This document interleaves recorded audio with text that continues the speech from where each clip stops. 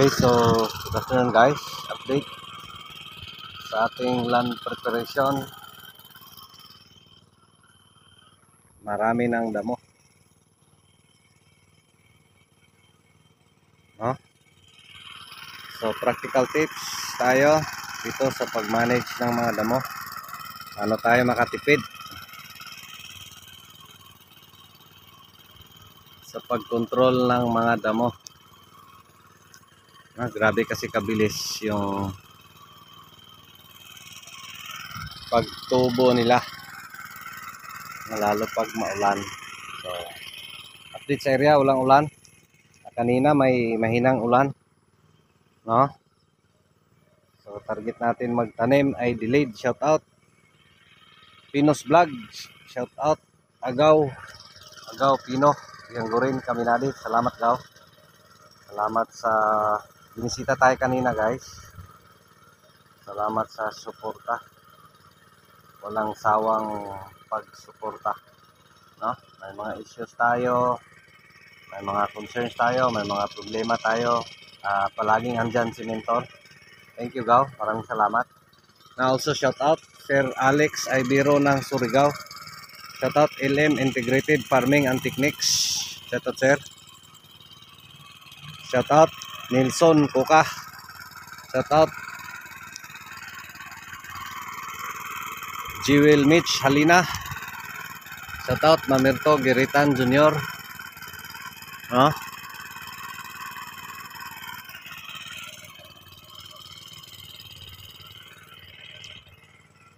Shout out Sir Ricardo Talban.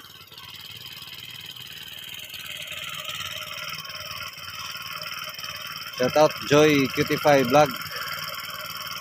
Shout out Sir Cha na farmer. No, so again, paano tayo makatipid sa paggamit ng mga sa pag-manage ng mga damo? No, so again, part sa ating SOP before magtanim, mag-spray muna ng herbicides para makontrol natin yung weeds at saka mga insects, no? Kasi doon magtatago yung mga insects, magpupugad sa mga damo. No, so isa sa paraan natin para makontrol natin yung mga insects before magtanim ay mag-spray muna ng herbicides. Gamit natin ay contact herbicides, no? Para dito, kasi pag contact anytime pwede ka na magtanim, walang issue. No, so this time para makatipid tayo sa pag-manage ng mga damo, ang ginawa natin ay gumamit tayo ng contact herbicides na mas konti lang yung timplada, no? So yung mixing natin guys, Ariel, dalawang ganito. Kailangan niyang Ariel para sticker. Tapos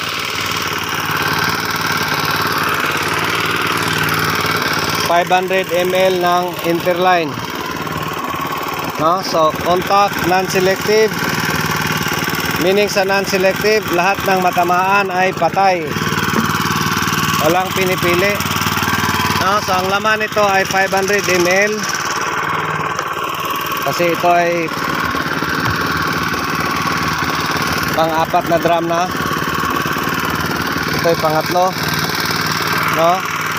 Ito 500 ml ng dito natin iabo. Tagilid muna natin kasi kunti na lang.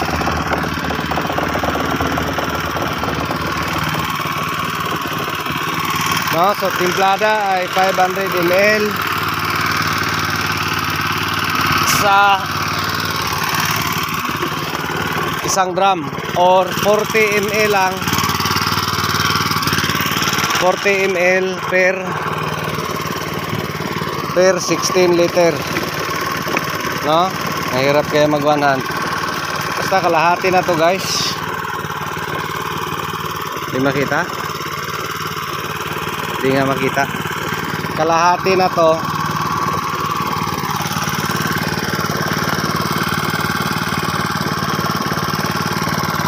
Ayan, ang kulay ng interline ay medyo pink, no? So kalahati na to ang tira. Try natin iyabo. Ay kayabo sa yuta, ha. So yan ay lalagyan ng gold insecticides. So yan, ubos na. So again, 500 ml per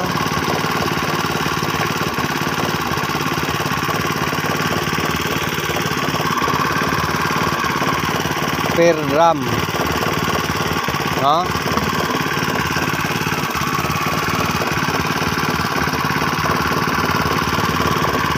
So yan yung kulay ng interline. Again, non-selective. Lahat ng matamaan ay patay. Plus add tayo ng Phosmonac. Mahirap kaya mag-100. No? So tapos binutasan ko yung Ariel, guys. Mahirap mag-100. Ariel, 2 piraso. Tapos mix natin doon sa, kasi matatapos na doon sa taas.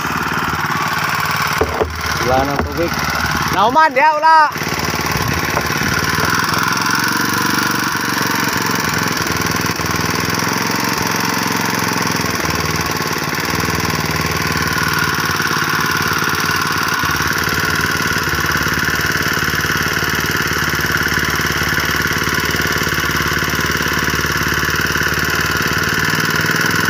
Okay ra?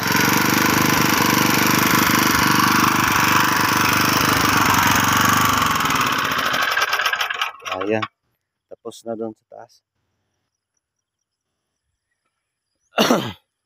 So dito na lang na portion. So again, 2 Ariel. Ariel yung gagamitin nating sticker. Sticker spreader. Mas mainam pag Ariel. No? Oh, yan, oh, removes virus and germs. Ay, nako, Ariel. No, so ito din yung timplada natin doon sa land prep sa Atsal. No, kung mapansin nyo doon, tayo na. Tapos mas tipid. No, bakit tipid? Magkano yung interline? Again, di natin pinopromote yung interline.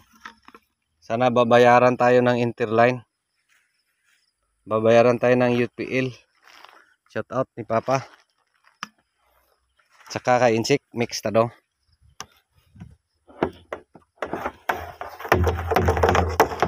Iyabo siguro yung tubig, balde check. Are-are check. Are-are iyabo.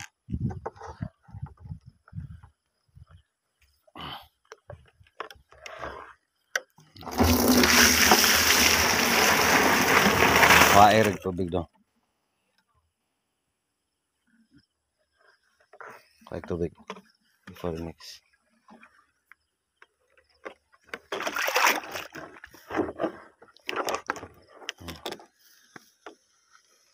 Narasa pa, mix pa.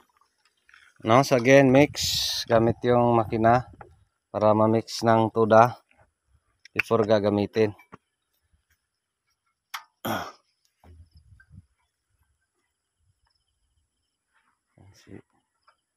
Magic inting. Boleh langsung. Tira na siya anak.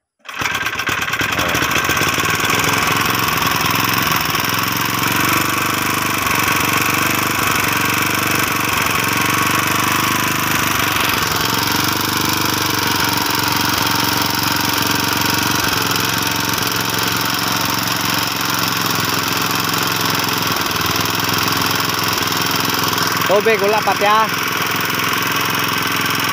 No, so madula siya. Kasi may Ariel. Naglaba kami ni Insik. Shout out ni Insik. Ay, nako.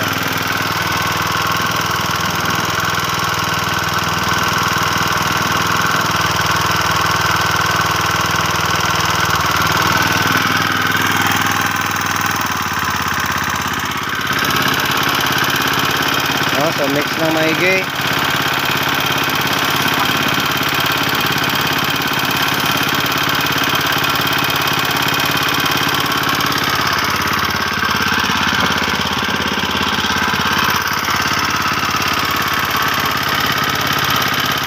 pila na sa sili lalong tik.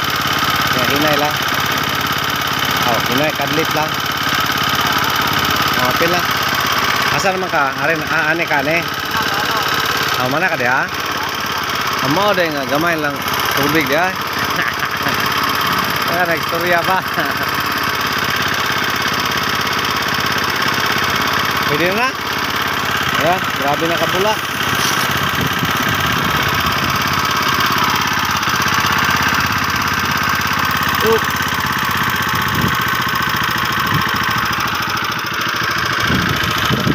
So yan, tapos may kinuha tayong isang balde.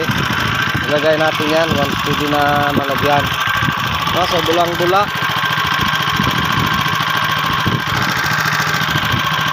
Kasi may Ariel. Pero kare sili are wala are apel.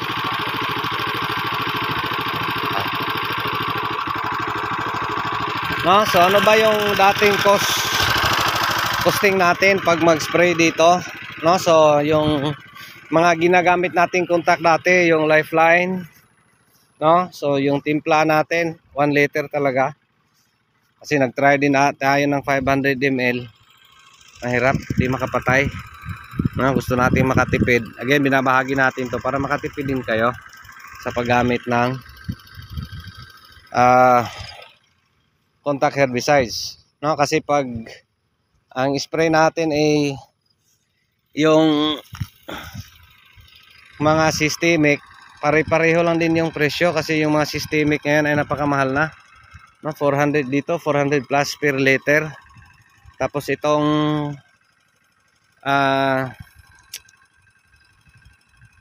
Interline 1,000 doon sa Shopee tayo bumili kasi wala dito sa area. Shout out Sir Alex Ibero. Salamat sir sa pagbahagi. Paano tayo makatipid? So malaki talaga, malaki yung magagastos. Dito pang-4 na drum. So mangyari pag gamit natin yung ibang mga na-mention natin na like Basta, Lifeline, na-mention natin na mga contact herbicides ay doble yung ating magagasta. Kasi yung timplana nun ay 1 liter talaga or 80 ml per drum. So dito pag 16 liter ka 40 ml lang. Tapos add ka lang ng Ariel. Sa akin Ariel kasi mas siya doon sa ibang. Pwede niyo rin subukan yung ibang brand ng mga sabon. Powder yung ginagamit natin. So again, napakalaking matipid natin pag ito yung gagamitin nating pang spray. So di kaya damuhan itong mga ganitong area, kasi napakalaki ng gastusin pag mano-manong damuhan. So sa atin is gamit tayo ng mga contact herbicides. Besides contact naman yan, walang issue. Kaysa yung mga options. May mga options tayo dito, ararohin. Pero again, mas malaki din yung gagastuhin sa araro. Kasi yung rate dito sa araro is 600 per day. So yung 600 per day, lang yan? 4 na sangon o ibang 4 na paligo sa kalabaw. So normally sa isang paligo sa kalabaw, lang yang 1 hour lang yan. So sa isang oras lang. So konti-konti lang talaga yung makikita nating output. So again, yan yung mixing natin. So dito yung results. Kinabukasan makita mo na yung impact. Mag-yellow na kasi contact. Non-selective siya. So lahat ng matamaan patay. So careful tayo. So again, ginagawa natin to before magtanim. Kasi daming damo. So ma-prevent natin yung mga damo. Ma-preventin natin yung pagkalat ng mga insects. So dito rin, laking tulong din yung Ariel para ka rin nag-disinfect. No? So maliban sa nag-chlorine tayo last at nag-asin. So ngayon, gamit tayo ng sabon, gamit yung Ariel, no? Mix ng contact herbicides. No? So again, binabahagi natin, hoping sana makatulong lalo na sa pagtitipid. Paano tayo makatipid sa paggamit dito sa ating mga tanim. Also shoutout Arwin Ayala Villanueva, shoutout sir. Shoutout sa investment mo. No, so yun lang, maraming salamat. Ito pa rin si Jupil the Farmer, anak ni Matoy, ang farmer nga gwapo, suhito, hugmay, kahibalo. Apa, naigsaba kay manoon pa ko. Daghang salamat and God bless. Thank you Lord.